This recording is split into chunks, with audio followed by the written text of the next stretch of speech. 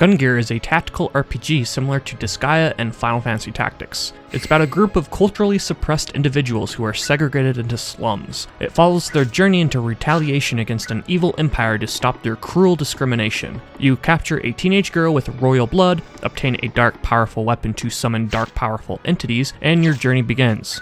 Your main character's morality is not set in stone. You'll have dialogue options to choose your responses and which way the story ultimately ends. Now, the first thing you may notice about the game is that the screen is packed full of uselessness. It was rather visually obnoxious. You have graphics informing you're in an event, someone is now talking, where you're at, a summary of where you're at, and a gigantic portrait of your character. The maker Sting apparently disregarded the fact that the handhelds do not have a luxury of space. Be prepared for some serious screen claustrophobia. It actually sort of bugged me. Now, the gameplay is purely linear. It goes story sequence, battle, story sequence, battle, story sequence. There is no world map to travel, no way to roam, and no way to retrace past battlefields. The problem with this is that they have to balance the game around its own linear progression.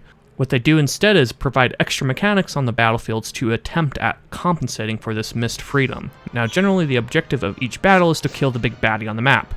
Most of your freedoms lie on the battlefield. You can pick each item up if you want, you can get as much experience as you possibly can by killing every single enemy but the main one, or you can collect crystal fragments. The battles do have a time limit, so you do have to do everything at a reasonable pace. You can collect crystals in the game, which do upgrade the quality of your equipment. To get crystals, you just have to attack a large crystal on the map. A crystal shard will fall off randomly around the crystal. It usually doesn't land in your position, so you have to walk your character to the square to pick it up. If you want to open treasure chests on the map, you have to attack them and drain their hit points to 0. Then they drop an item, and then you have to walk to the spot to pick up the item. The game revolves everything around time restriction and tactical points. The point is, yeah, you can spend time picking up tactical points, items, and crystal shards, but then your time could run out. Has moving your character around the map ever been the main source of gameplay in these kinds of games? No, because it's really not that fun. The game at its core is ultimately flawed because the game is balanced around the battlefield. Sure, it does some nice things that other games don't. For instance, you can use weapons on the battlefield to your advantage, like cannons. You can stand in tactical positions that synergize with your teammates to improve your action. And of course, you'll have to be doing all of this with half your screen, as the game tries to blind you with useless portraits and banners everywhere. Another unique thing that Gungnir does is that the characters don't have to go in a particular order. You could potentially use the same character over and over again without ever having to mess with other characters. When you perform an action, the character has a set wait time. The wait time is usually short enough that by the time you use a second or third character, the first character is ready to use again. And if you don't even want to wait that long, you can still use your character over and over and over again, but there's a cost to your health. Now, it does solve the problem of never having to bother with useless characters, but I'd rather that problem be solved through other means. And I even found the skill system to be a bit awkward. Your skills are tied to your weapon. The more you use that weapon, the stronger the weapon becomes, and sometimes you'll learn an additional skill. The system would be a lot more flexible and fun to play around with had there been more freedom in the game. There is less than 30 battles, so you don't really have an opportunity to explore the skills as much as you'd like. You sort of just equip a stronger weapon and use whatever skill comes with it. Now, this is where I list some of the smaller things that bugged me. Inventory management is subpar.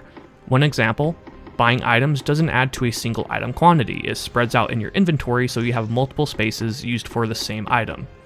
Also, I've never been a huge fan of character weight capacity requirements. Items weigh a certain amount, so you can't equip everything you'd like or it'll be too heavy. It does provide a sense of realism, but no one has ever really cared about realism in these games. If you choose to select a character before they're ready, it'd be nice to visually see how much hit points was subtracted from your character, without having to scan the numbers over and over. Now, your battles do last days, and after each day, it will take a break from the battle and it will sum up all your battle stats. It was sort of just an unnecessary feature thrown in the game. I think it was an attempt at realism again, sort of trying to project that these are large battles and it takes days, but when you only have 10 characters on the screen, it doesn't really feel like it.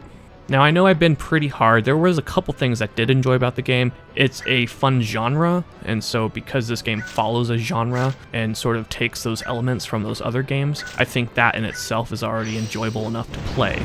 But some of the other things, for instance, is I like the graphics. I think they're pretty top-notch for the PSP, and I also sort of appreciated the summary between the scenes to reiterate everything that has happened. Now, there's not a lot more to say about this game, because honestly, the game is really simple and it's just straightforward. The battles do provide a different level of complexity than other games, but the overall lack of freedoms convoluted screens and mediocre story really just make the game okay. The developer Sting is possibly one of my least favorite developers. They also made the horrible game Hexus Force, which I also reviewed as well. Now, reviews are purely subjective. I do like to read reviews before I type up my own. I found the general opinion to be mixed and slightly favorable. Maybe I missed something, but I think if you're somewhat new to the genre and you don't know what a better game looks like, you might enjoy this game. But when it comes to a seasoned gamer, games like Final Fantasy Tactics, Disgaea, and Tactics Ogre, they're all superior games. So I gave Gungnir a C-. Thanks for watching Wootstick Reviews. For updates on what I'm doing and what game I might be reviewing next, subscribe to my Facebook page at facebook.com/Wootstick or see below in the description.